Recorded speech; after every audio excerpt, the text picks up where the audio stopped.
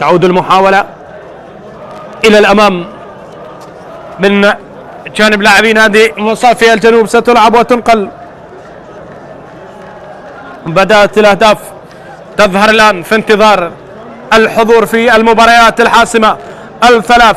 كرة تلعب إلى الأمام، تصل الفرصة الآن، يحاول عليها عمر عبد الرحمن. عمر يحاول، عمر ينتظر، عمر يبحث عن زميل، عمر في انتظار أن يمرر. الكرة تصل في هذه اللحظات، والمحاولة لمن يا عمر، يحافظ عليها عمر مع هذا الإصرار، مع هذا الخوف. هنالك الأمور تسير الآن على أفضل ما يكون. لو لم يفز الجولان على فريق نادي الغراف هنالك في سوق الشيخ، لو انتهت المباراة متعادلة، الموصلي راح، واللي يشجع ويحب الغراف راح إلى دور النجوم.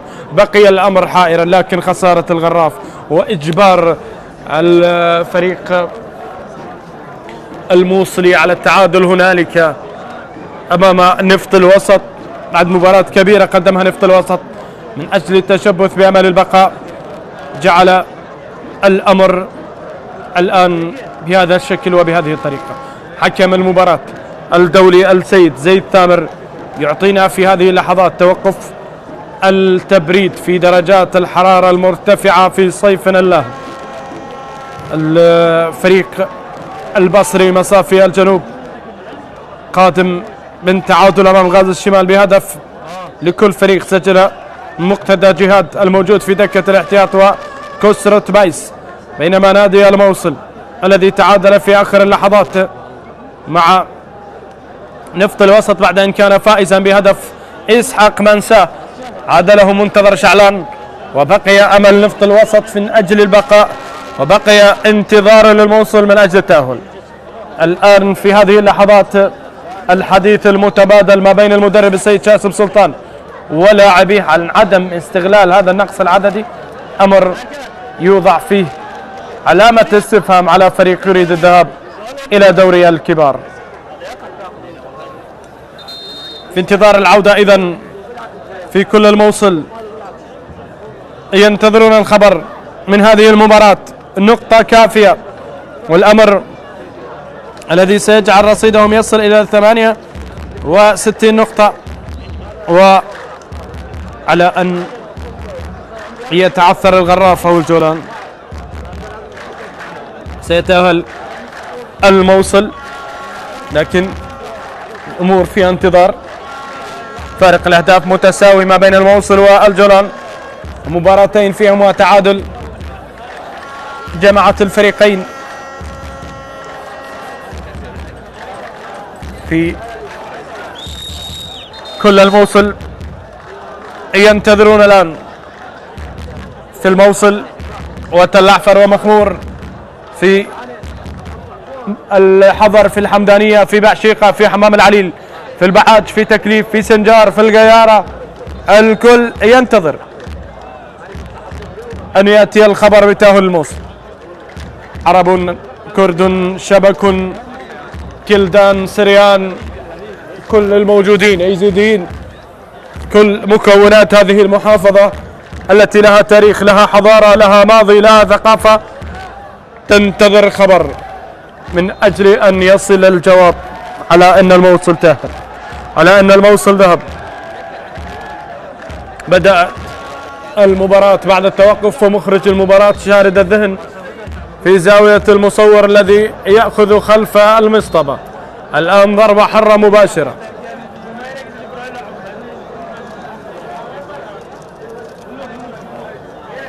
ضربة حرة مباشرة لصالح مصافي الجنوب.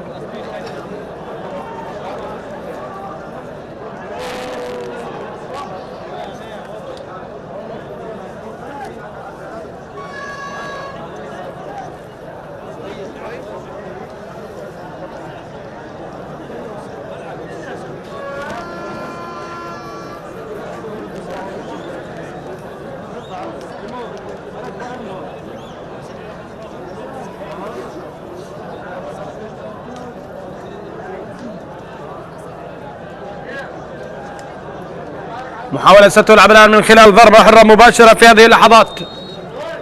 كرة لصالح نادي مصافي الجنوب. هل يأتي هدف في مرمى المتصدر؟ هل يكون الفريق الضيف مبادرا على المتصدر؟ الآن هنالك جواب. أكثر فريق يحتاج أن يفوز ليضمن هو فريق الصناعة الذي يواجه الجولان. باقي الفرق تقريبا ضمنت. الآن يشير الحكم سيد زي ثامر إلى مخالفة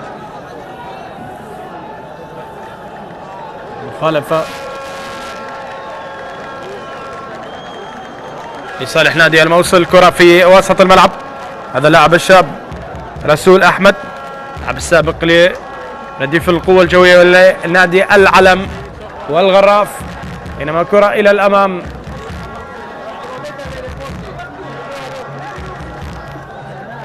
تقطع بشكل ممتاز. عمر عبد الرحمن، عمر يتقدم وهنالك تدخل والحكم يقول مخالفة ضربة حرة مباشرة. مخالفة في مكان ممتاز، مخالفة بذكريات الامتياز. الآن هل يفعلها عمر عبد الرحمن أم من؟ وكأن سامر محمد يستعد، منساه يستعد، والكل يستعد، وعلى من سيقع الاختيار؟ على من سيكون الاختيار؟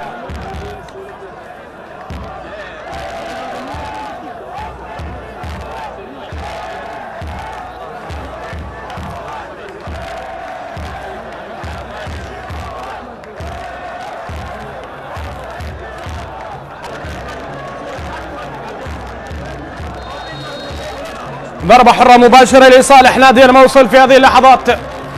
كرة الانتصار، كرة التأهل، كرة الضمان دون النظر لأحد آخر. الآن مصطفى الرميض يلعبها إلى خارج أرضية الملعب. أخطأ في التقدير وشتت كرة إلى خارج أرضية الملعب. مدرب شاب يواجه مدرب شاب، يعني مواجهة ما بين شاسب سلطان وعلي بهجت. 34 سنة لعلي بهجت الدولي السابق الذي كان حاضرا مع المنتخبات الوطنية وكان وصيفا لبطولة الخليج منتخبنا الوطني. أيضا رابع آسيا في 2015 في استراليا. الآن كرة ستلعب من علي قاسم.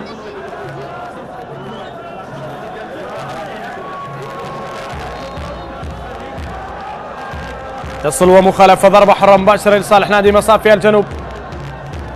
التدخل الأخير الذي كان من جانب سامر محمد، اللاعب السابق لدي هوك لهندرين لسوران.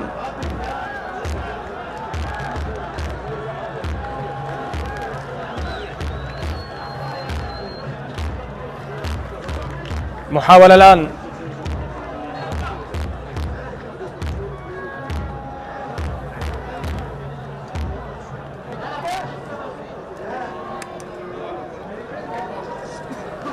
إذن كرة تلعب. الغراف يتأخر أيضا أمام البيشمركة. الآن هدف يسجل وأمانة بعد غاد يتعادل في ملعب البيشمركة. البيشمركة يتقدم على الغراف بهدف مقابل لا شيء. وهنا في هذه اللحظات يطلق الصافرة حكم المباراة مشير إلى مخالفة.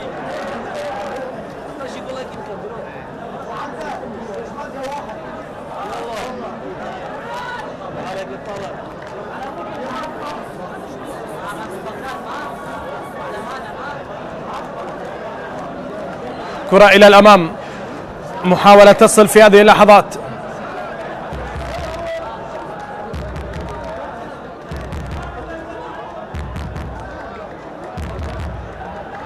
لصالح لاعبي الموصل، عالية تمر إلى خارج أرضية الملعب. كان الأمل قريب وكانوا قريبين من أن يسجلوا هدف، لكن كرة إلى خارج أرضية الملعب.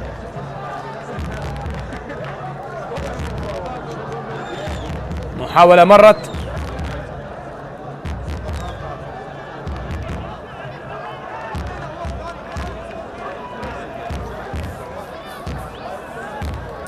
وصل الكرة إلى حارس المرمى علي قاسم.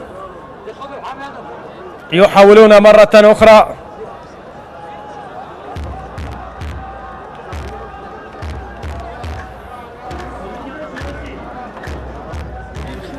إذن انتظار بخسارة الغراف والتعادل الحاضر ما بين الجولان والصناعة، يعني أن الجولان رايح إلى دور النجوم. أيضا الجولان قريب. لمسة يد مخالفة يشير إليها حكم المباراة السيد زيد ثامر.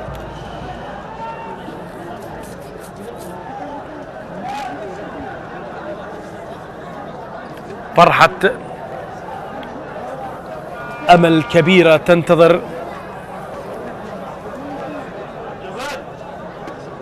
جماهير نادي الموصل. كرة تلعب الآن، تنقل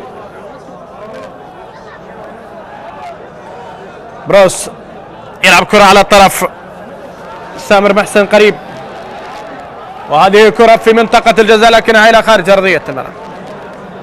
عدم تفاهم في الكرة الأخيرة.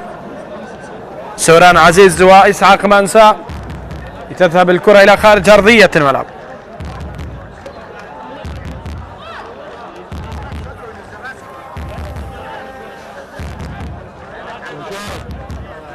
عالية الكرة إلى الأمام،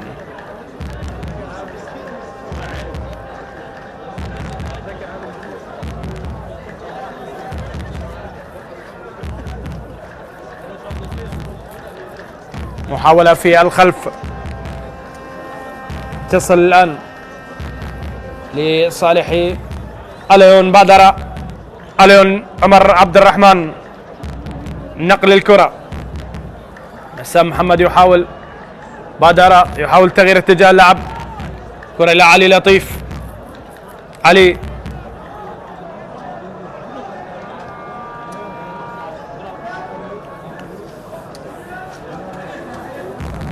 مرة أخرى، نقل الكرات في منطقة الجزاء. هذه الكرة تدخل وإبعاد، وصول ورمية جانبية على حمد الرقم 10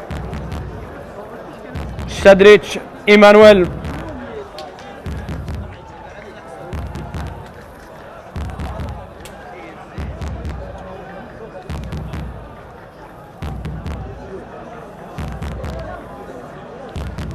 إذن رمية جانبية لصالح نادي الموصل.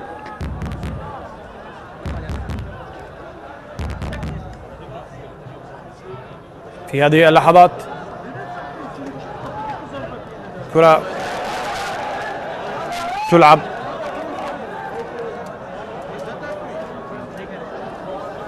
وتصل الآن لصالح لاعبي مصافي الجنوب.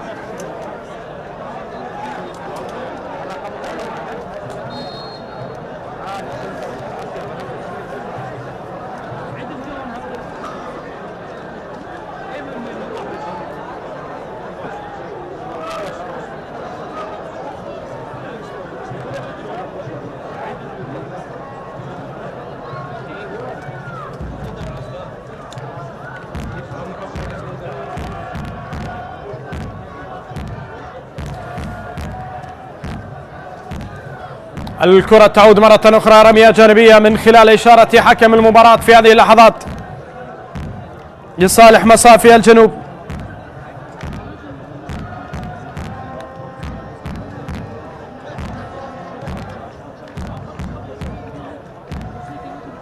تعود الكرة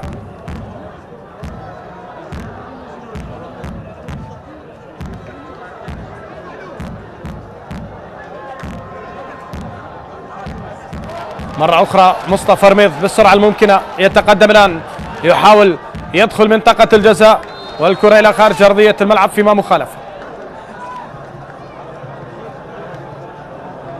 مخالفة الآن.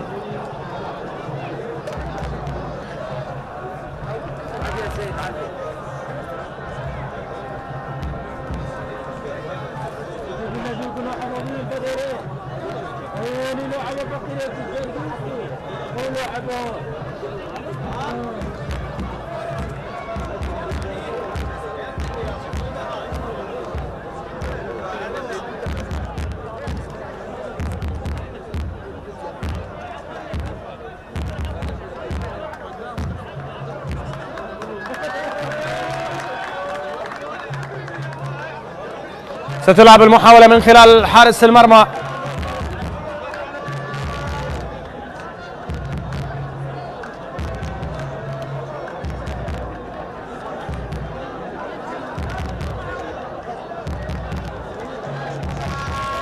تصل في وسط الملعب.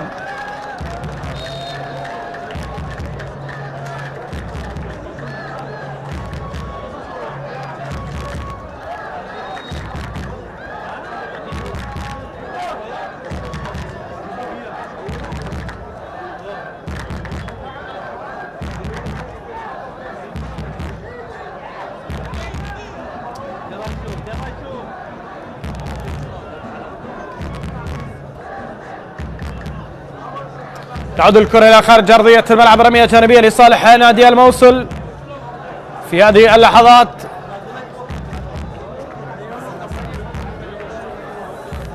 الكرة تصل مرة أخرى، يحضر فيها الإبعاد.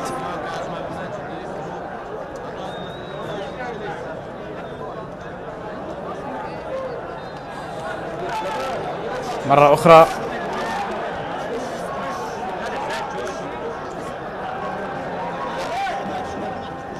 الرأسية حاضرة،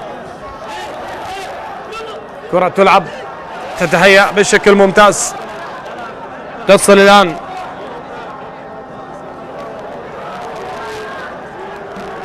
لصالح لاعبي مصافي الجنوب. فرصة وتزيد الكرة لكن إلى أحضان سيف جميل، مسكها في الأولى وفي الثانية أحكم عليها تماما.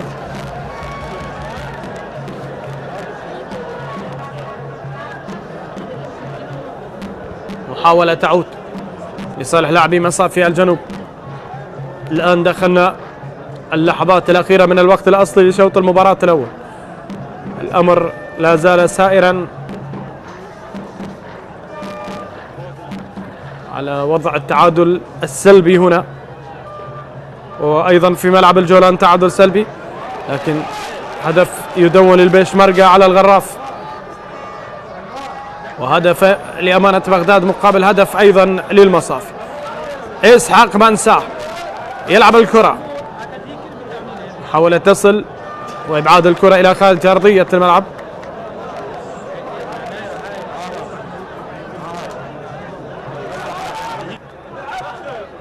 تلعب كرة على الطرف، نقلة من عمر عبد الرحمن، علي قاسم بامتياز يحصد هذه الكرة.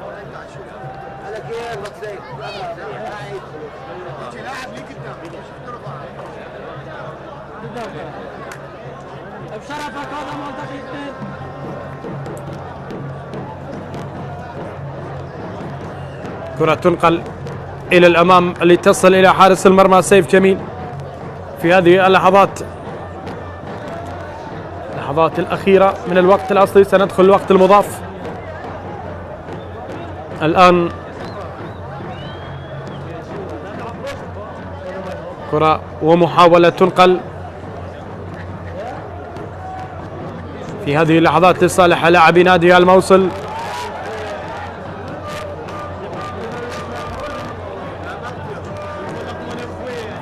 لا زال الأمل عند الجميع والوقت لم ينتهي.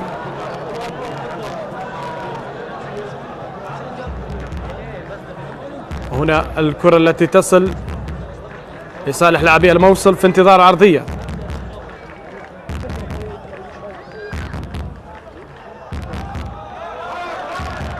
محاولة لصالح الموصل، فرصة وهدف قد يسدد، لكن كرة إلى خارج أرضية الملعب. كرة إلى خارج أرضية الملعب. 5 دقائق كم أضاف حكم المباراة؟ لم نشاهد الوقت المضاف.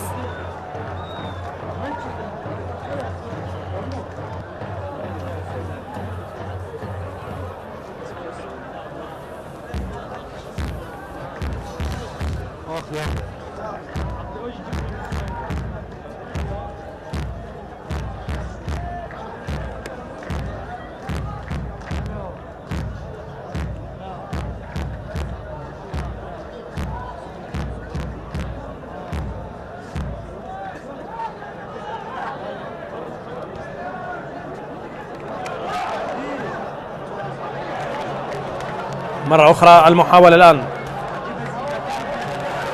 تصل لمصلحة لاعبي مصافي الجنوب. لا زالت المحاولات من هنا وهناك وهنا. أيها الأحبة، حكم المباراة تنهي أحداث شوط المباراة الأول بتعادل سلبي من دون أهداف. استراحة قصيرة ونعود إليكم بعد أو قبل لحظات من بداية الشوط الثاني إن شاء الله.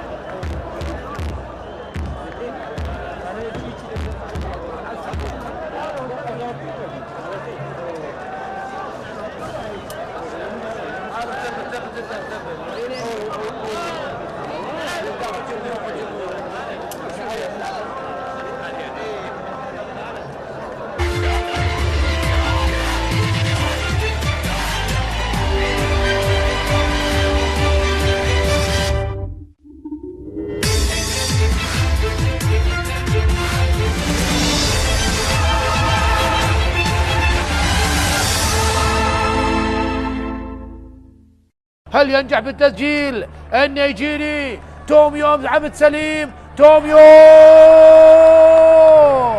جول، هدف أول للزوراء عن طريق النيجيري. توميو يسجل أول أهداف اللقاء وسط فرحة جماهير الزوراء القليلة جدا في مدرجات هذا الملعب، لكن هذه الصغيرة أكيد تحتفل بهذا التقدم. توميو الذي وضع الكرة في زاوية وعبد سليم في زاوية أخرى. توميو يتقدم للزوراء ويسجل 9 أهداف مع نادي الزوراء ليكون هو هداف الفريق. أوسينيوم على عبد الزهراء، من سوف يصوب؟ السنغالي على تصويبه، جول جول جول جول جول على عبد الزهراء. أي تصويبة، أي قذيفة في مرمى النوارس. يمزق شباك الزوراء بهذه التصويبة الذي لم يحسن التعامل معها جلال حسن. توقع الكرة للخارج لكن الكرة سكنت الشباك. أي تصويبة من علاء عبد الزهراء. شاهد الدقة بالتسديد، شاهد الدقة بالتسديد من علاء عبد الزهراء. علي محسن إلى منذر العلوي، منذر تمرير لسجاد، سجاد الله على سجاد، مرور جميل من امام علاء عبد الزهراء. منذر لسجاد يحاول الان، وصلت لعلي محسن الى سجاد يصوب والكره الخطيره، جول جول جول جول جول. تمريرات جميله من لاعبي نادي الزوراء، وفي الاخير مراد محمد يبصم ويصادق على هذه الكره ويضعها في شباك نادي الميناء. سيطرة واضحة تماما لنادي الزوراء في الدقائق الأولى من الشوط الثاني. سجاد الذي لعب الكرة بيسراه ووصلت لمراد محمد، لم يكن متسلل الذي وضع الكرة في شباك نادي الميناء. وعبد سليم حماد ولاعبي نادي الميناء رأوا الكرة تدخل للشباك كما رأيناها نحن المشاهدين والمتفرجين هناك.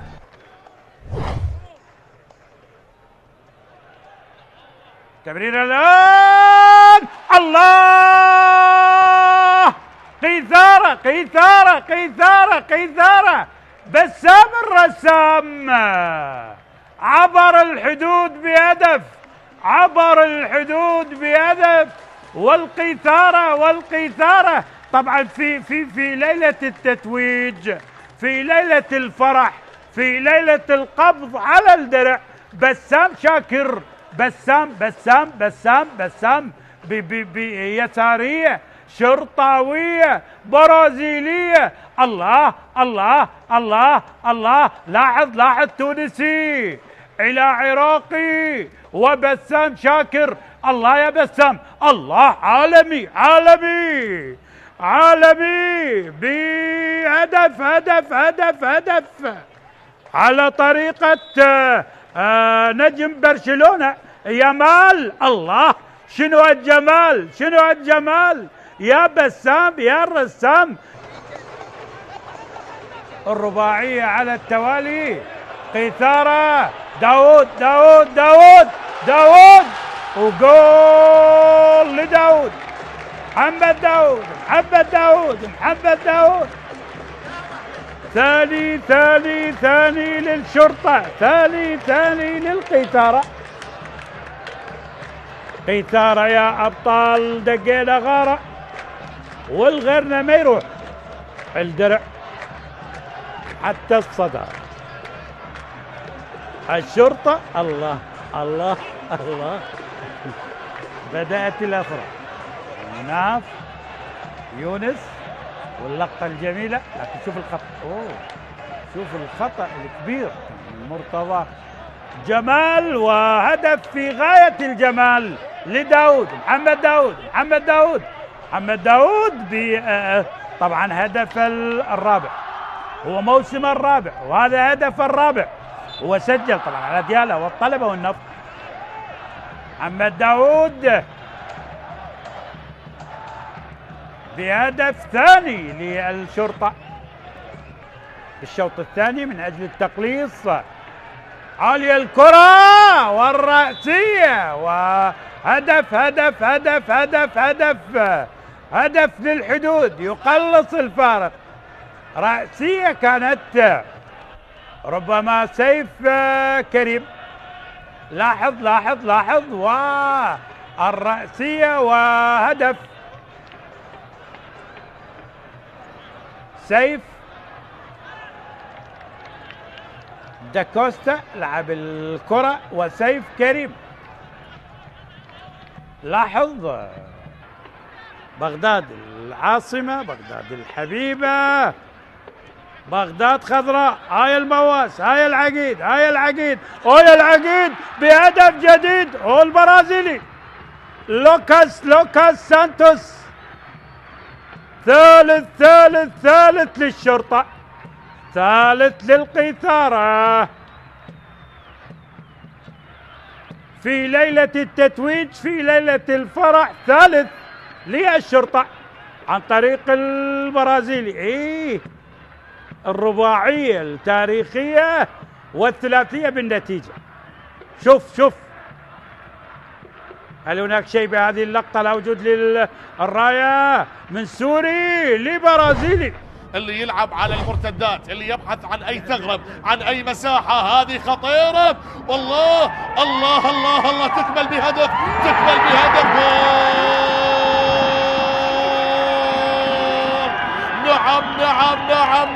نعم. البرتقالة تثمر من جديد. ديالا فريق لم يأتي ليكمل عدد، بل من أجل البقاء مع الكبار، والبقاء تحقق، لكن الكبرياء مستمر. وأي هدف وأي كرة، أعطينا إياها يا مخرج خلينا نشوف. كان محظوظا اي نعم، لكن هكذا هي كرة القدم، تعطي لمن يعطيها. لم يفقد الامل منذ البداية. شوف التمريرة الذكية، شوف الكنترول، لم يكن بالصورة المثالية، لكن حارس المرمى مجتبى يلعب بالنار. وهنا يتلاعب كما يحلو له، يمر كما يريد، يسجل. نعم هدف اول جميل، هدف اول جميل بالنسبة لديالا. شوف المرور وشوف التلاعب وشوف الفينش وشوف المتابعة. نعم هو علام حسن يسجل أول أهداف هذه المباراة بالدقيقة 22. شوف هو اللي قدم، هو جعل مدافعون فريق نفط البصرة في دربكة، وهنا حضرت الدربكة وفقد التركيز. اياد عبد فرحان، اياد اللي يغير اللعب. هذا هو زيكي يحاول. الله يا ساتر اي تصويبه واي هدف.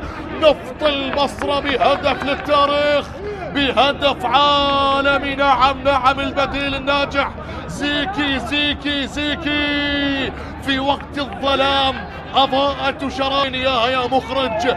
خليني استمتع، خليني اشوف، خليني استمتع بهذا الهدف. شوف مرر له، شوف هو اللي خلق المساحة لنفسه، هو اللي تحول.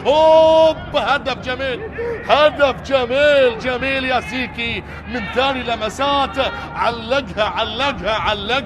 علقها بالزاوية 90. وأي تصويبة يا زيكي. بذلك يسجل هدف التعادل بهذه المباراة، وأيضا يسجل ثالث أهدافه هذا الموسم لنفط البصرة. إسماعيل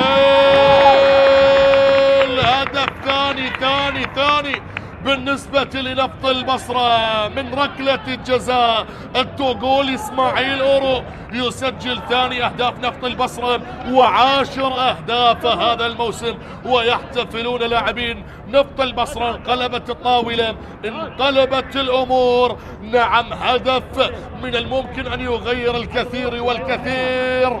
وهنا التصويبة اليسارية الجميلة اللي سجل من خلالها إسماعيل أورو اللاعب التوغولي ثاني أهداف نفط البصرة. أي جنون وأي إثارة وأي حماس وأي ندية وأي مفاجآت وأي قصص. هذا هو دور الكبار، هذا هو دور النجوم. وفرصة لهدف التعادل لديالة محمد خالد شفال. نعم، هدف التعادل. لابد أن تنعش الجسد بالبرتقال، وفي دورينا لا يحلو الموسم إلا بوجود البرتقالي. وهدف التعادل من ركلة الجزاء يسجل محمد خالد شفال، وبذلك يصل لهدف الثاني هذا الموسم وثاني أهداف هذه المباراة.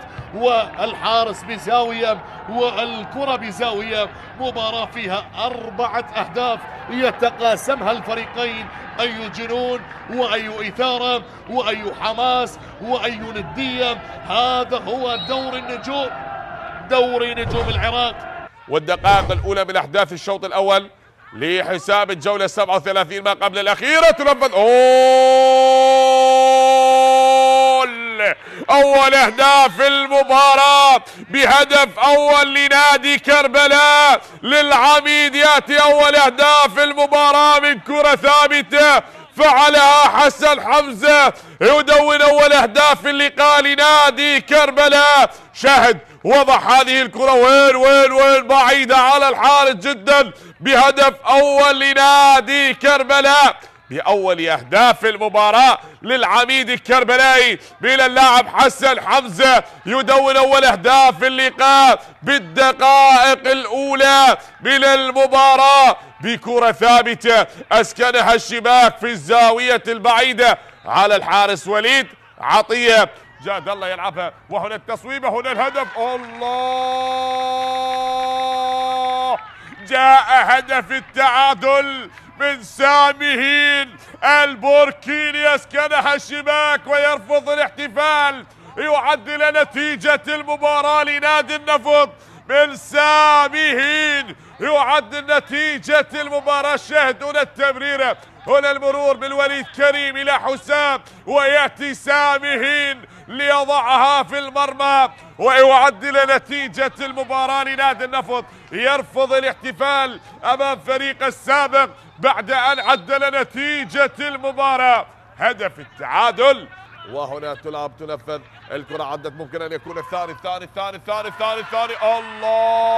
الله، هنا يأتي الهدف الثاني من الجناح الطائر فعلها مشتاق طالب. نعم، جماهير كربلاء مشتاقون لأهدافك يا مشتاق. والهدف الثاني لنادي كربلاء بثاني أهداف المباراة بعد هذا المرور، هذا الأسيست الجميل. هل كان مشتاق متسلل باللقطة الماضية؟ لا، بل ترك تلك الكرة مصطفى راضي لمشتاق. أتى من الخلف، شاهد هناك من خلف المدافع جويل ليسجل الهدف الثاني في المباراة لنادي كربلاء. وتصبح نتيجة المباراة بهدفين مقابل هدف حتى الآن لهذه الكرة الثابتة. تلعب من أحمد صبري لستار، ستار لأحمد صبري، عدت هنا تحت العرضية وهنا الراسية. جاء الخبر السعيد وعادت بهدف التعادل. حسام جاد الله أجادها، نعم، وضعها في الراس من حسام جاد الله خلف يسجل هدف التعادل، يجيدها ونعم ويسكنها في شباك كربلاء بهدف ثاني لنادي النفط. وهدف العودة، هدف التعادل من حسام جاد الله. هنا العرضية من أحمد صبري إلى حسام ليسجل هدف بالراس بطريقة جميلة ليعلن عن 5 أهداف هذا الموسم. هو بعد أن سجل في شباك نفط البصرة والقاسم وأربيل هدفين، هنا يسجل في شباك نادي كربلاء ويعدل نتيجة المباراة. أوس محمد أضاعها، هنا كرة جول جول جول جول جول جول جول جول جول جول جول. نعم يا أحمد صبري، هنا يا أحمد صبري وكأن عادل نعمة يقول خلاص قد نفذ صبري وجاء أحمد صبري بهدف ثالث في المباراة. تغيرت الأمور، ارتدمت بالقائم ودخلت المرمى بهدف ثالث هنا لتصبح ريمونتادا لنادي النفط. شاهد هذه الإعادة بنقلة من أحمد صبري في القائم الأيسر ومن ثم في شباك الحارس عبد العزيز عمار بهدف ثالث بالمباراة من البديل هنا من أحمد صبري. لن يلمسها أحد بل لامست القائم الأيسر ودخلت المرمى لتعلن عن ثالث أهداف المباراة.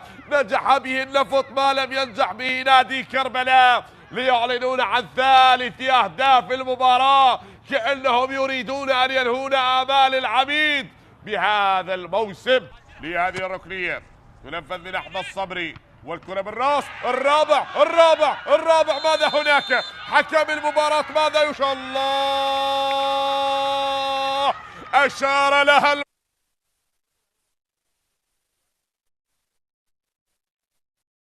إذا مشاهدينا الكرام على بركة الله هنا حكم المباراة يطلق الصافرة، يعلن عن بداية شوط المباراة الثاني.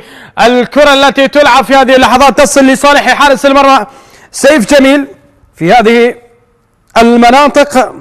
محاولة تبقى لصالح فريق نادي مصافي الجنوب. كرة تعود للموصل مرة أخرى، إعادة الكرة في الخلف، محاولات مستمرة والبحث لا زال مستمرا عن هدف الضمان، هدف الانتصار. تعود المحاولة بعد تسديد الكرة تصل لصالح حارس المرمى علي قاسم.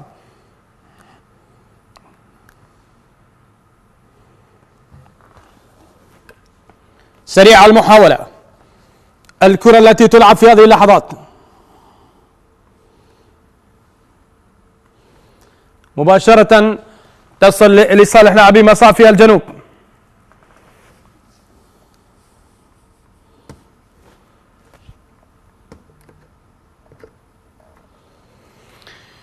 تلعب الكرة من الدفاعات، انطلاق شوط المباراة الثاني في أغلب المباريات، والآن الأمور تسير في هذه اللحظات على بطاقة تأهل محجوزة في الشمال لصالح الموصل. لا جديد من مباراة الجولان والصناعة. الكرة تعود الآن لصالح الموصل. بسام محمد،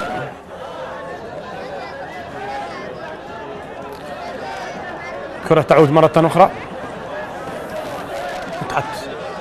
كرة القدم أصبح في العصر الحالي نقل التلفزيون، لكن ما يحدث في هذه المباراة أمر كارثي واقع.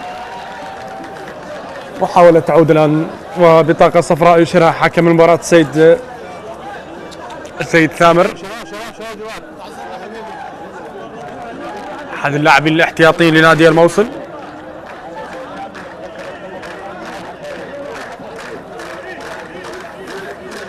تحدث مع حكم المباراة أيضا علي تركي، يعمل إسقاط أو هنالك تنفيذ ضربة حرة مباشرة. احنا شايفين الأحداث وحكم المباراة يا مصورنا يا عزيزنا، زوم أكثر من اللازم. أحيانا تفقد لك السيطرة في هكذا نوعية من الكاميرات على الأحداث وسرعة التنافي. تلعب كرة إلى الأمام، المحاولة تصل وتبعد في الخلف لصالح لاعبي الموصل. الكرة تعود أمانة بغداد، يتقدم على المصافي. البيشمركة يتقدم على الغراف، عفك على الكاظمية. والأمور في باقي المباريات في التعادل السلبي حتى اللحظة. 7 مباريات تنقل اليوم على قنوات شبكة الإعلام العراقي ما بين دوري المحترفين والدوري الممتاز. جهود كبيرة، وهنا إبعاد إلى خارج أرضية الملعب.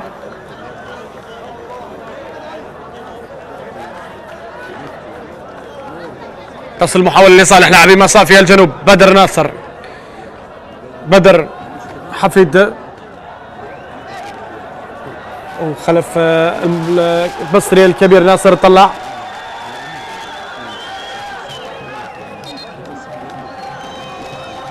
هنالك حكم مباراة المجد مرة أخرى.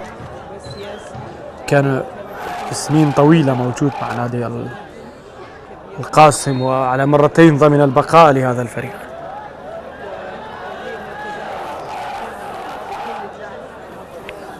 والآن محاولة وكرة تلعب عالية إلى الأمام، لكن حكم المباراة يطلق الصافرة بمخالفة جديدة.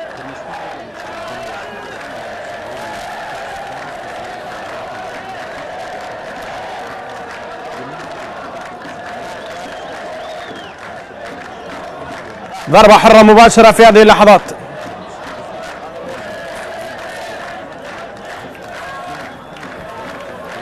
تلعب الكرة عالية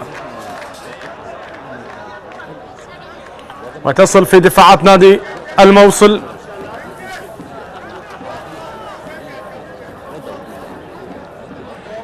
محاولة لعب الكرة العالية والفرصة التي تصل إلى الأمام، فرصة عمر عبد الرحمن. من أمام عمر عبد الرحمن كاد أن يخطئ حارس المرمى علي قاسم، لكن في النهاية تدارك الموقف. فهنا سلامات لحارس مرمى نادي مصافي الجنوب علي قاسم، حارس شاب، حارس مميز حقيقة.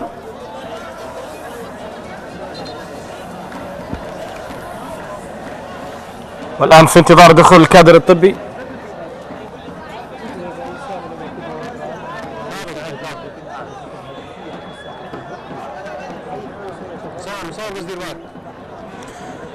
الاطمئنان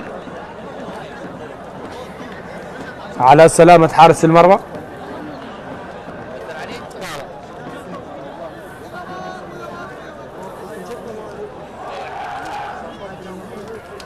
بهذه النتائج نفط الوسط إلى دوري الدرجة الأولى، فريق الكبير الذي حقق لقب الدوري في 2014-2015 مع السيد عبد الغني شهد، شارك في البطولة العربية في كأس الاتحاد الآسيوي،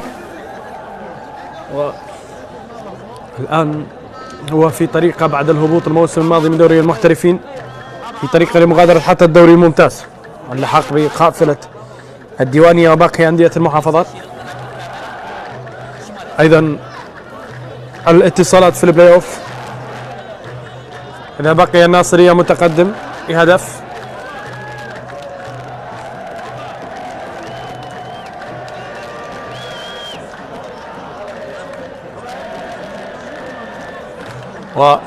والجولان رفقة الموصل بهذه النتائج إلى دوري نجوم العراق.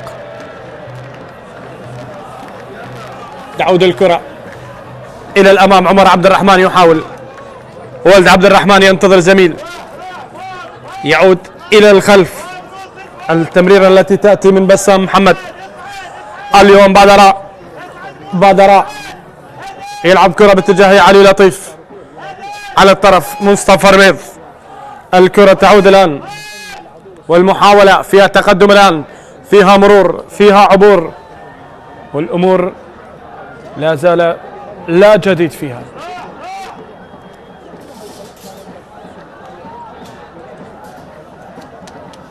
كرة تعود، عمر يمرر كرة،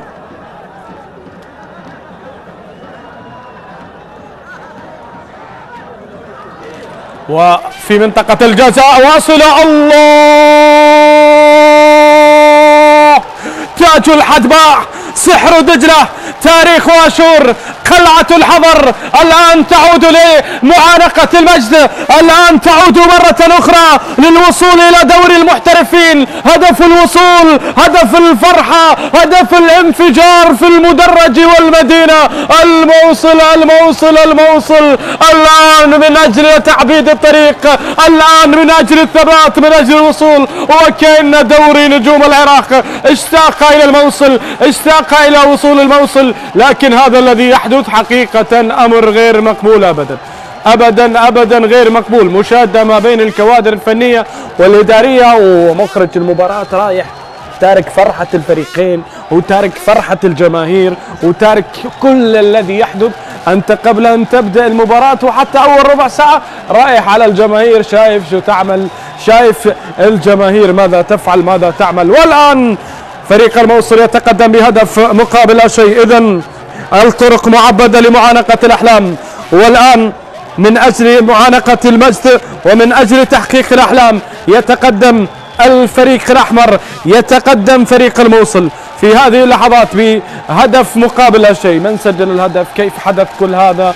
من أين أتى الهدف؟ الأمور ما عادت تهم، المهم 1-0. إذن اللقطات الواصلة من ملعب عقرة مشاهدينا الكرام.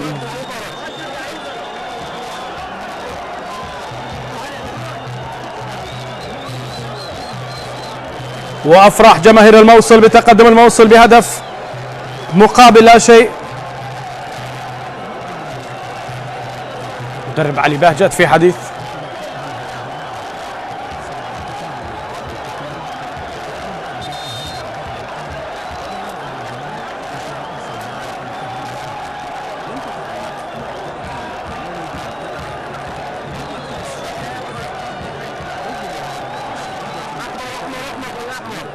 هنا زيد تامر،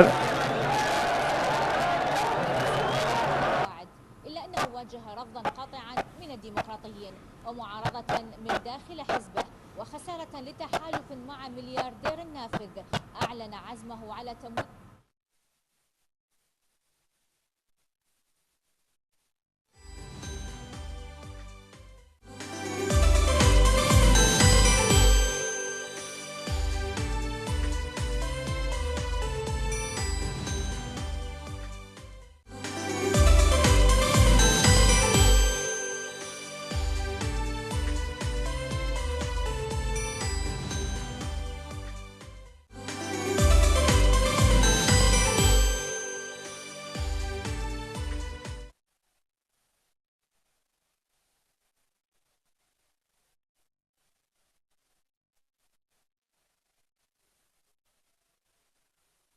بعد كل الإجراءات التي أخذها حكم المباراة وبعد التقدم الآن نعود لاستكمال المباراة. 1-0 الغراف يتعادل مع البيش مرقلة. الأخبار إلى سوق الشيوخ واصلة بأن الغراف تعادل والكل يأمل على هذه العودة بأن يحقق الغراف انتصار. عمر عبد الرحمن ابن الموصل ابن المدينة ابن المحافظة الذي هو كان صاحب الهدف. تعود كرة في الدفاعات لصالح سيف جميل، تناقل الكرات. الأفراح مصلاوية في هذه اللحظات.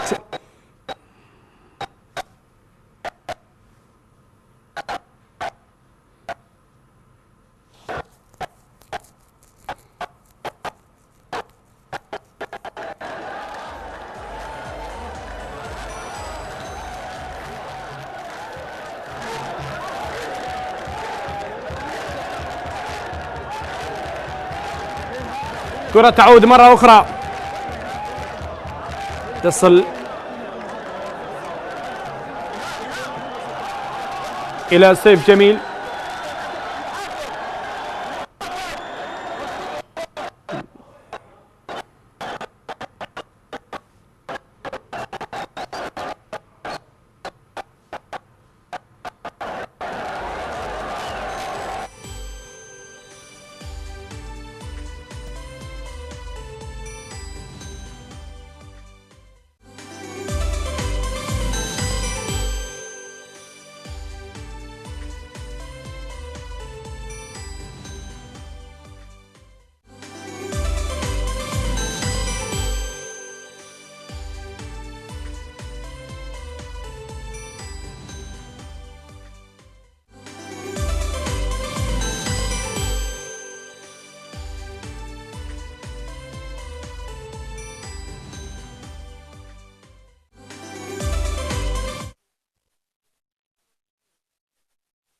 تعود الكرة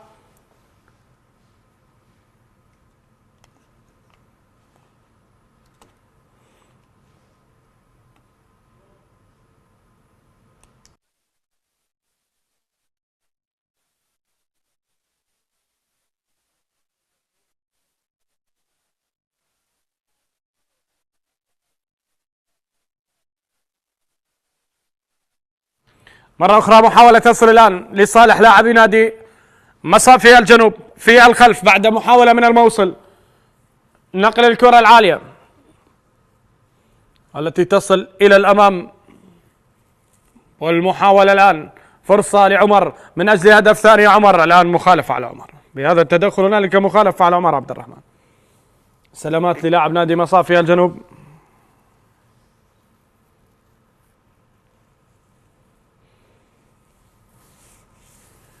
في هذه اللحظات التي أعلن فيها حكم المباراة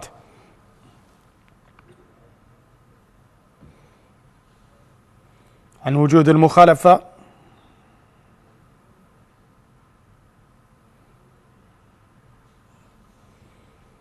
تلعب الكرة عالية.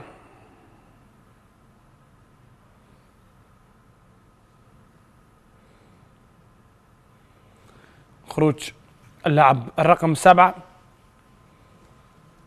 ومشاركة بلال محمد لاعب رقم 75. خروج للشادراخ وكرة تلعب إلى الأمام.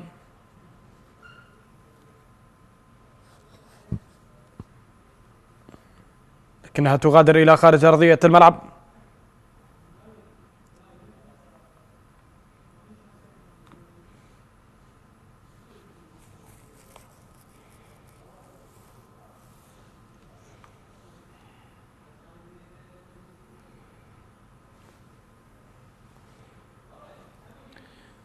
فيها رمية جانبية جديدة الآن.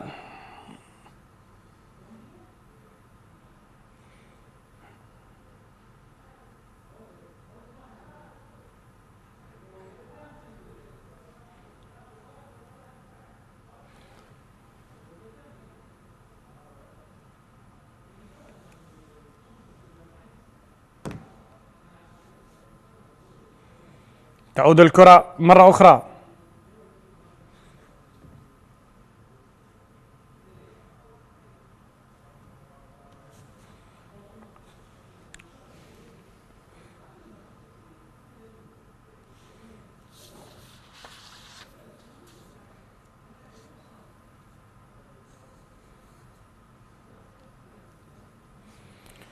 الكرة التي تلعب سريعا الآن لصالح لاعبي نادي الموصل.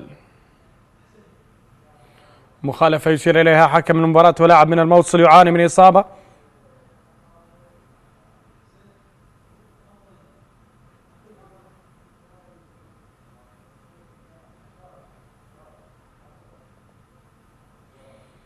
دخول الكادر الطبي وسلامات للاعب نادي الموصل رضا أو بسام محمد، والذي يعاني من إصابة، لاعب السابق لغاز الشمال والشرقات.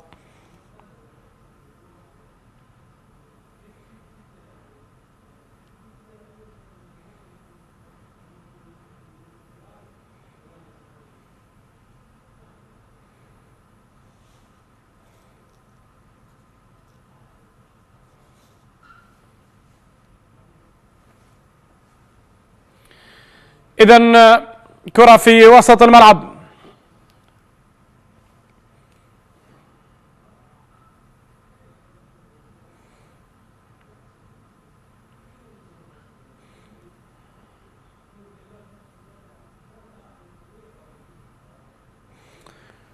تعود من خلال ضربة حرة مباشرة سينفذها أليون بادارا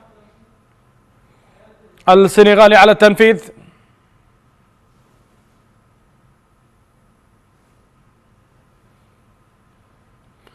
تعود الكرة في الدفاعات ما بين أليون بادارا وعلي لطيف.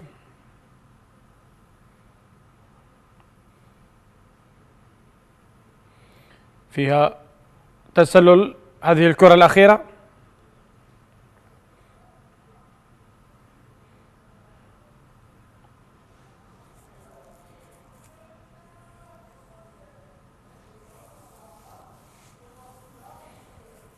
محاولة تعود وتصل في الدفاعات،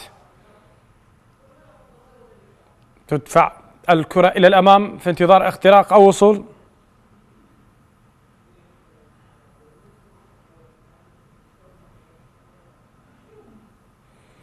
في وسط الملعب لصالح نادي الموصل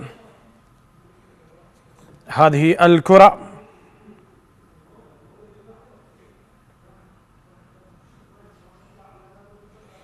تعود في دفاعات الموصل.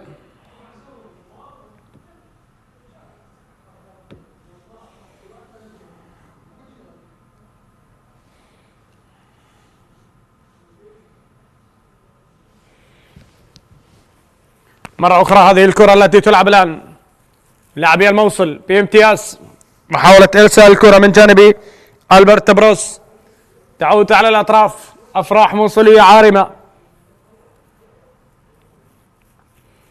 هنا نقل الكرات، هذه الكرة العالية، اسحاق منسى قطع طريق، خلاص انتهت لا شك في ذلك ابدا. الموصل الى دور النجوم، الموصل يواصل الرحلة، عودة الفرسان مرة اخرى، والله اشتقنا الى الموصل، والموصل يعود الان، الموصل يصل الان، هدف ثاني يؤكد عن طريق الغالي اسحاق منسى، يسجل هدف يضع الموصل في طريق المسار، في الطريق والمسار الصحيح للذهاب الى دوري نجوم العراق.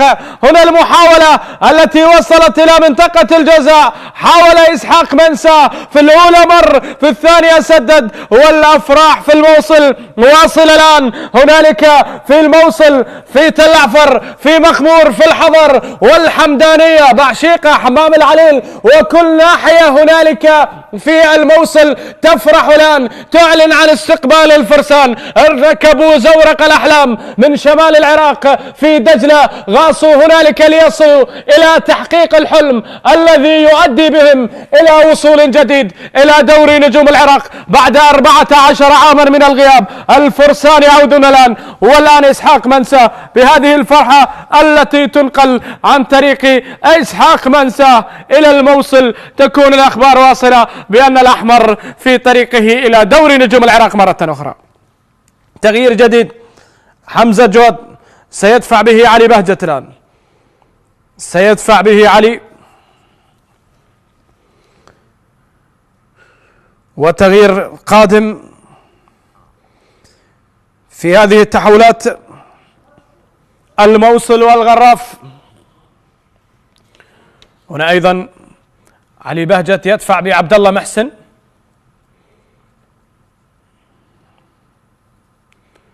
والمغادر إيمانويل،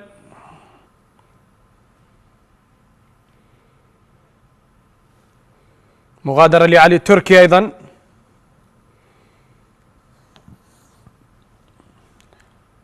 دخول الكادر الطبي. هل هنالك نقل لأحد لاعبي الموصل؟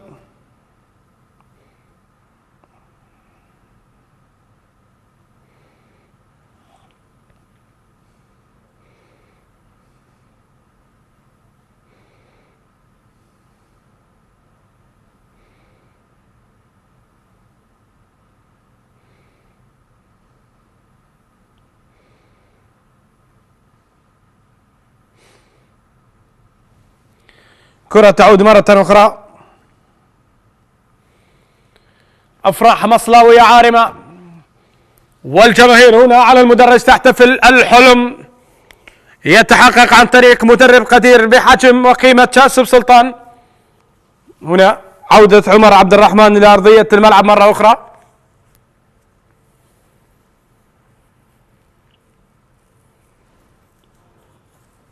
وفي هذه اللحظات ضربة حرة مباشرة لصالح لاعبي مصافي الجنوب.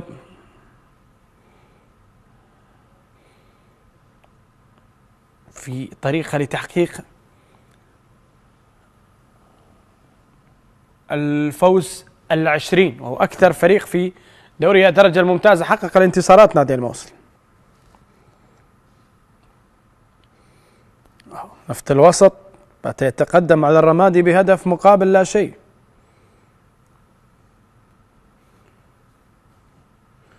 والأحوال متغيرة الآن.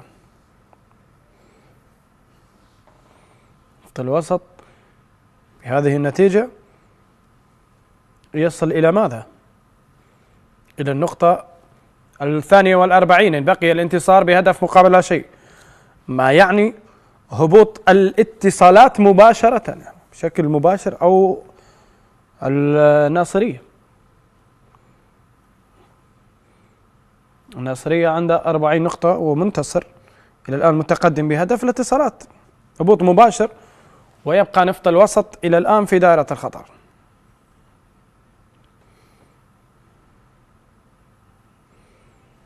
تعود الكرة والمحاولة الآن في هذه اللحظات.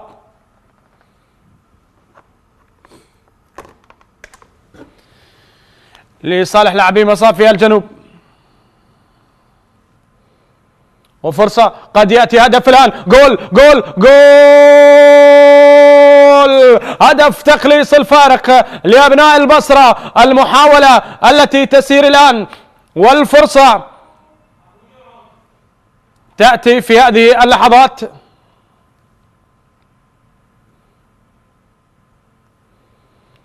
بهدف يقلص الفارق.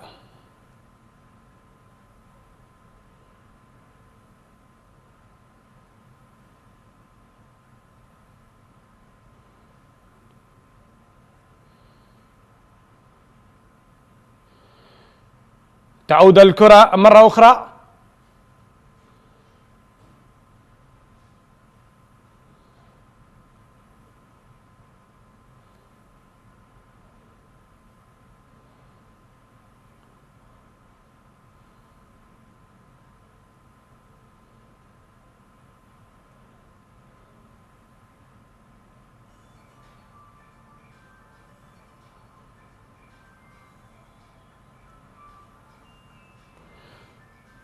لصالح مصافي الجنوب، يقلص الفارق الآن.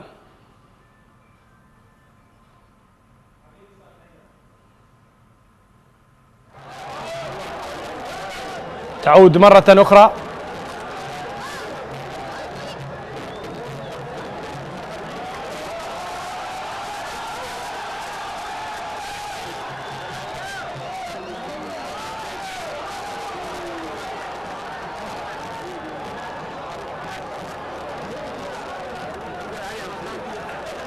أخبار أخرى تأتي، وهنالك مخالفة وبطاقة صفراء. الغراف يتقدم الآن بهدفين مقابل هدف. إذن ناديين جماهيريين في طريقهما إلى دوري نجوم العراق.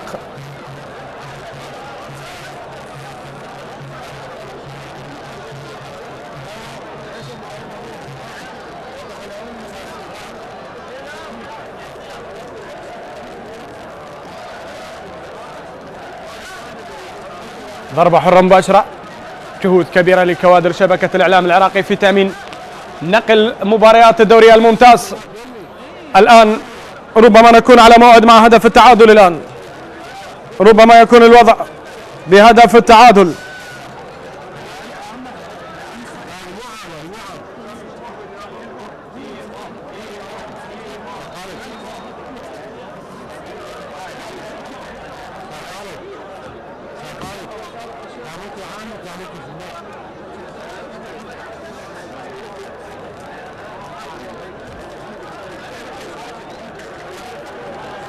ضربة حرة مباشرة في هذه اللحظات.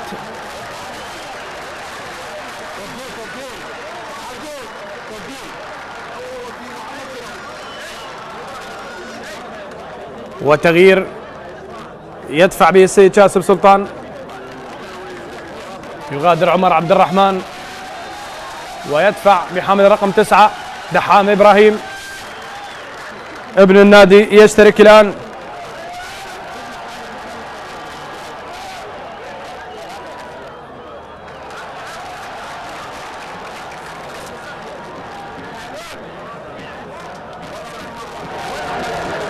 كرة تعود مرة أخرى. زحمة في المقدمة وزحمة في آخر الترتيب. الأمور إلى الآن مشتعل.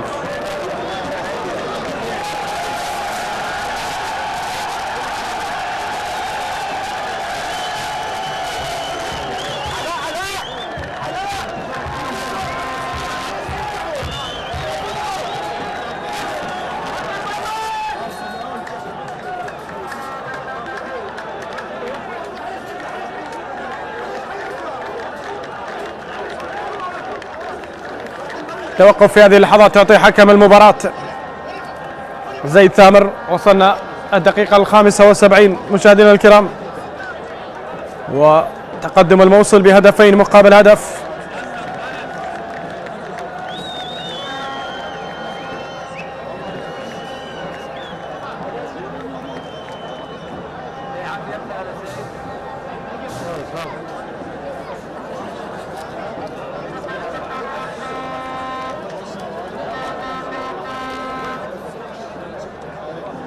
حديث متواصل موسم 2011 كان آخر موسم تواجد فيه نادي الموصل.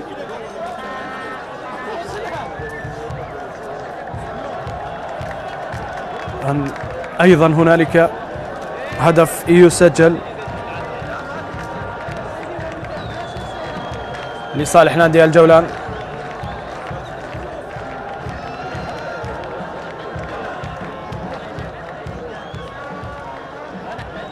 إذن الأمور فيها صراع محتدم في أول وآخر الترتيب كما قلنا. الآن تغيير،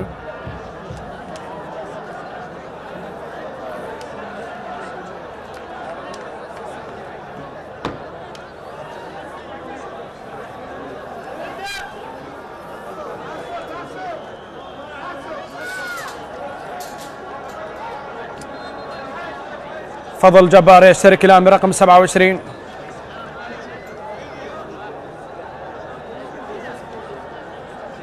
والبديل المغادر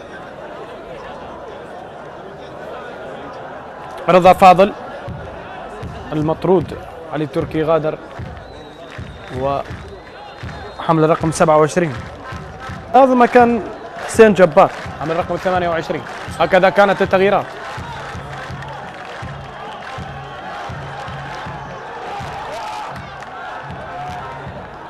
كرة تعود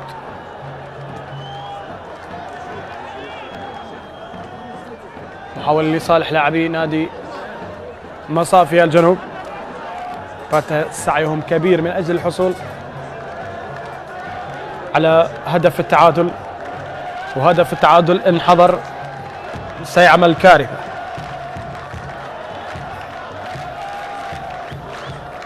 كرة تعود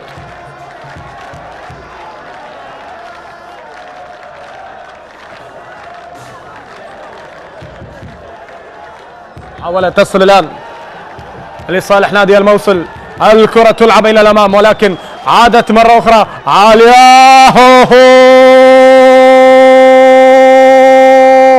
الأفراح السعيدة، الأفراح العارمة تتواصل الآن وفي عقرة. الأفراح موجودة في الموصل، الأفراح موجودة، وهدف الآن يدون، هدف يسجل، هدف ثالث للموصل. خلاص خلاص خلاص، وهدف الخلاص. فرحة كاسب سلطان حقيقة، المدرب فقد صوابه وذهب يفرح بطريقة جنونية جدا كاسب سلطان، والقيادة من أجل النجاح يواصل النجاح. وهنا أيها المشاهدين أيها المتابعين متابعينا في كل مكان عبر قنوات شبكة الإعلام العراقي، يأتي الآن الموصل بهدف ثالث.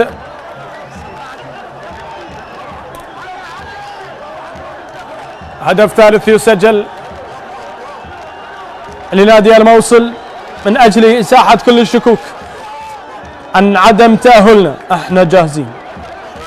وبالتالي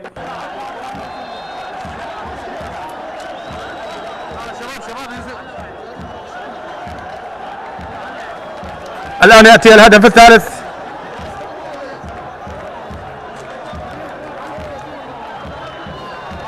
كرة تعود مرة أخرى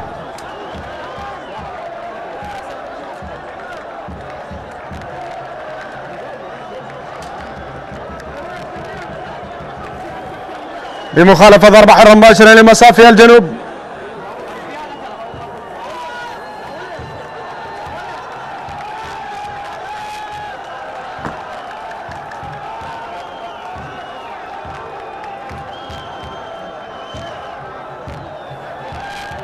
تعود عكس الاتجاه.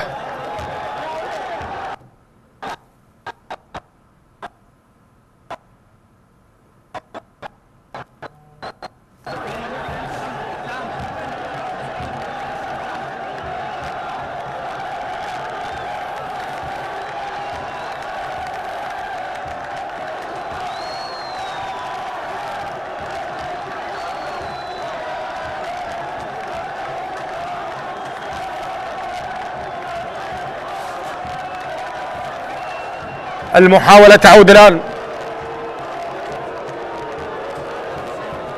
وكرة بأحضان سيف جميل.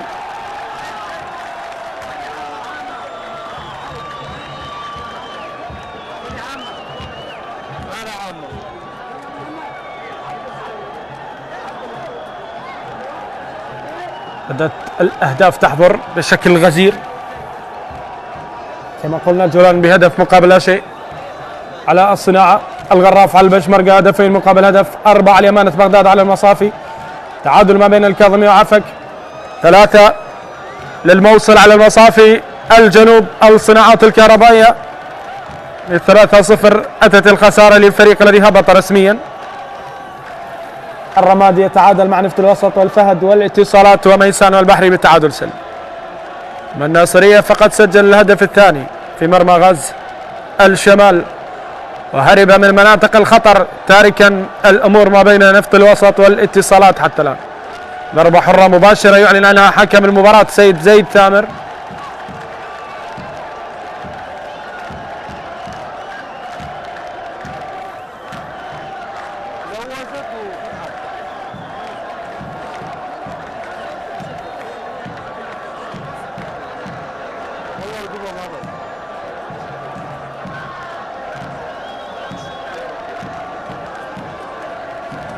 الآن يجهز التغييرات سيد جاسم سلطان أجل التأمين. يونس عبد سيشترك،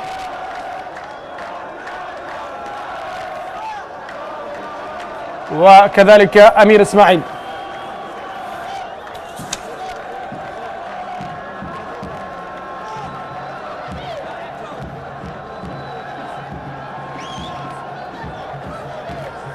أفراح كبيرة مستمرة حتى اللحظة وندخل الأوقات الأخيرة.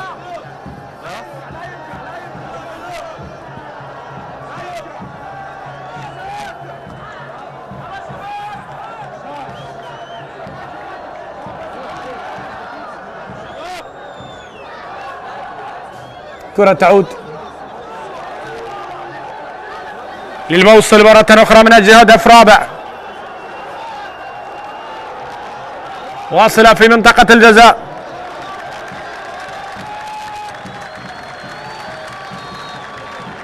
والبطاقات تقترب حتى اللحظة من الغراف ومن الموصل. حسمت للموصل في انتظار أيضا القريب من الحسم فريق الغراف.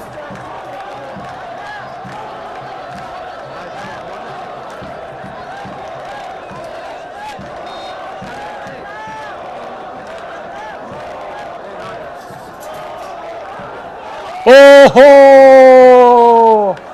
الراية حضرت وايضا التدخل حضر.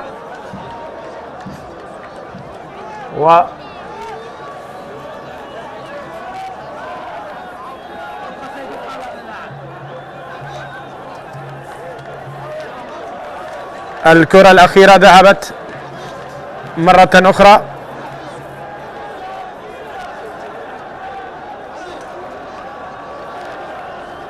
شكرا للزميل العزيز شعلان رعد الذي أوفدنا بالمعلومات عن لاعبي نادي الموصل.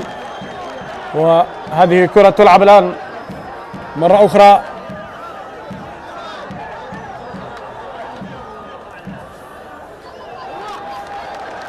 تعود ورمية جانبية لصالح نادي الموصل حاضرة.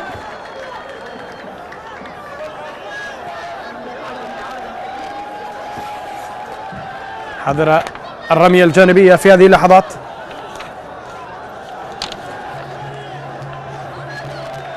موصل الذي تأسس في عام 1947 قدمت لنا العديد من اللاعبين، محمد فتحي، حارس محمد، وارمله محمد، فواز حمودات، زياد محمود، والمرحوم علي أسامة، وسلامة حنش، والكثير من الأسماء. اليوم ما بين القيادة النجفية لضياء فالح والمدرب السيد جاسم سلطان، لا زال حلم العودة قائما ومشروعا لدى هذا الفريق. الأمر يسير حتى الآن.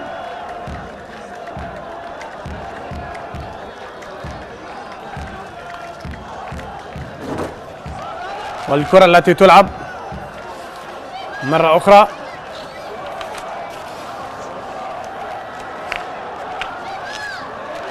تصل إلى نادي الموصل، مرتدة من الرابع، مرتدة من الرابع، كرة الرابع، لكن تدارك الموقف في آخر لحظة.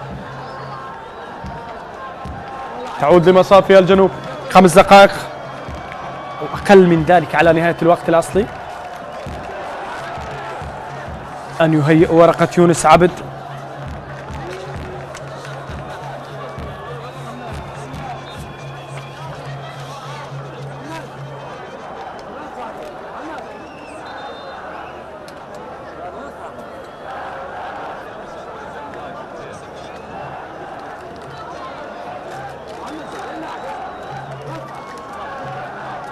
إذن ركنية في هذه اللحظات.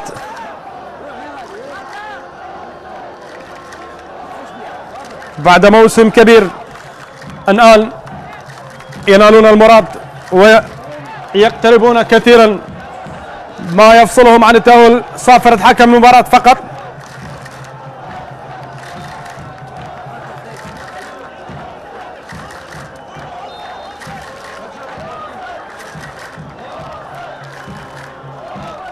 كرة تلعب في منطقة الجزاء، إبعاد، ولاعب يعاني من إصابة من فريق نادي مصافي الجنوب.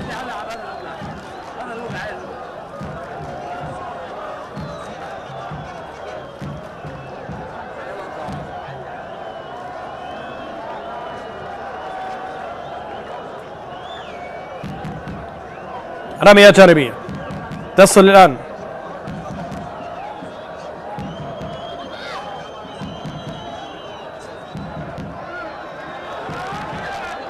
الفرصة تأتي لصالح نادي الموصل في هذه اللحظات. عودة صاحب الهدف الثالث يبعد، ورأسية تصل إلى علي قاسم، لم يسجل إسحاق منسى. سام محمد أبعد الكرة،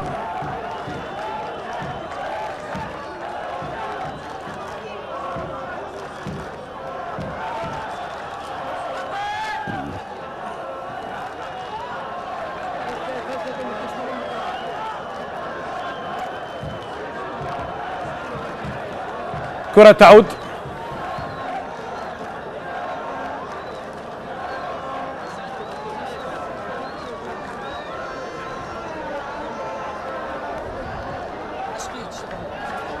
في وسط الملعب لمصافي الجنوب.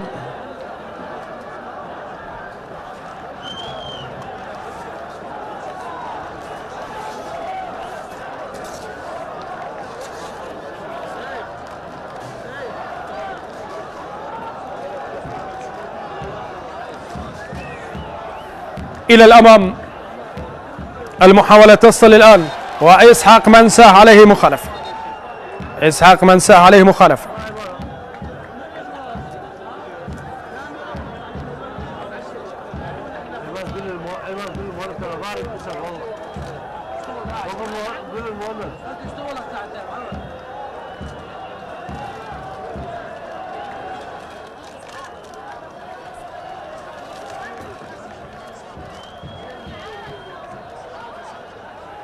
كرة تعود لمصافي الجنوب،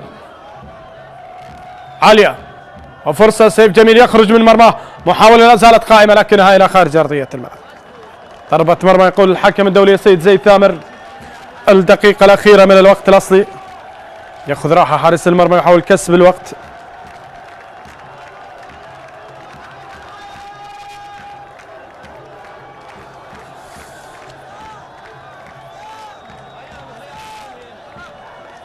إذن في انتظار الوقت المضاف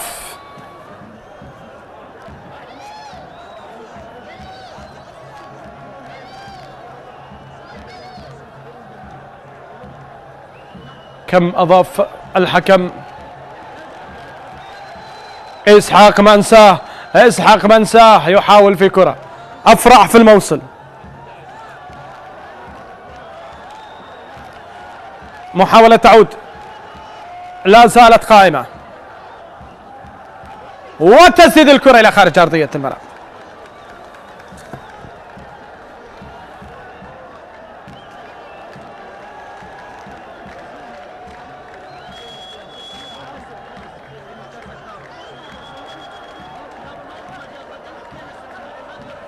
إذن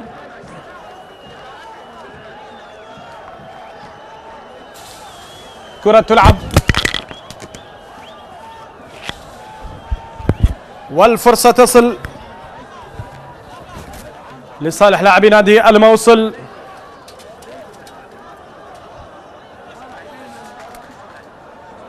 للأمانة نقولها بكل فخر، نادي الموصل عاد إلى دوري نجوم العراق، عادوا من بعيد، عادوا من بوابة التحدي من قلب نينوى. تشاهد الأفراح حاضرة.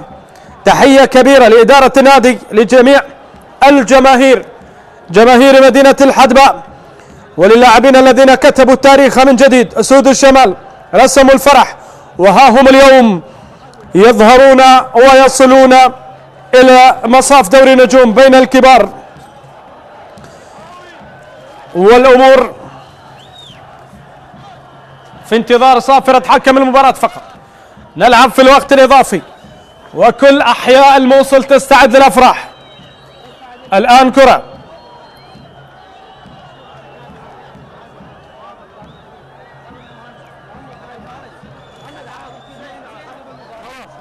لا زالت المتابعات والمؤازرات، والكل على أحر من الجمر ينتظر صافرة حكم المباراة. في الموصل ينتظرون، وفي عقرة هنا الجماهير تنتظر لتجتاح الميدان وتعبر عن الأفراح. الآن فرصة لعودة أبناء المدينة إلى ناديهم. كثير من اللاعبين والكثير من الأسماء موجودين في أغلب الأندية في دورينا، والكل الآن بات يضع أنظاره صوب العودة الجديدة. كرة تعود،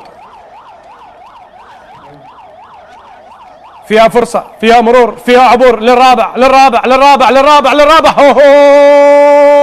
الرابع الآن، التأكيد الآن، البصمة الآن، الختام الآن. يأتي يأتي يأتي، والفرصة التي تأتي. يونس عبد يضع الرابع، يضع الرابع، والعودة بنتيجة كبيرة.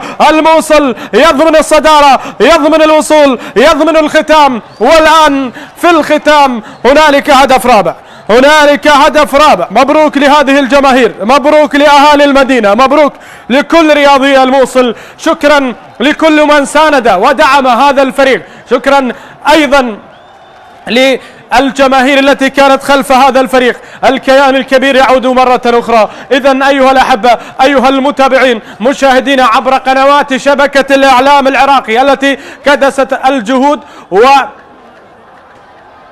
جعلت النقل الحصري لهذه المباريات في هذا التوقيت. 3 مباريات تنقل، وتضافرت الجهود من أجل النقل الكامل لهذه المباريات ال3 المهمة. الآن فرحة تنقل هنا من عقرة أمامكم حاضرة،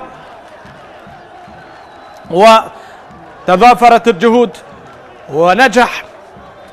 ونجحت كوادرنا في نقل أحداث هذه المباريات. أفراح الموصل العارمة تصل إليكم مباشرة من عقرة. مبروك مبروك مبروك مبروك وألف ألف مبروك.